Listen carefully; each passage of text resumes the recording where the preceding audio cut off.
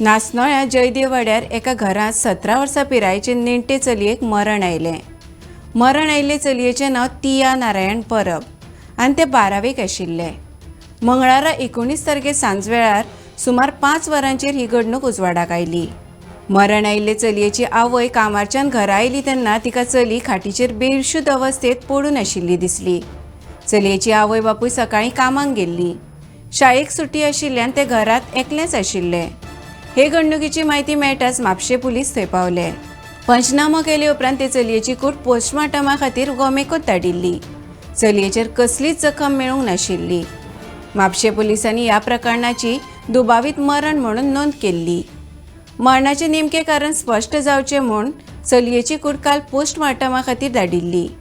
आयज मेळिल्ल्या पोस्टमार्टम रिपोर्टांत ते चलयेक सैमीक मरण आयिल्ल्याचें स्पश्ट जालें. तरी फुडल्या एनालायसिसा खातीर डॉक्टरांनी तिचो विसेरा राखून दवरला. म्हापशें पुलीस ह्या प्रकरणाचो फुडलो तपास करतात.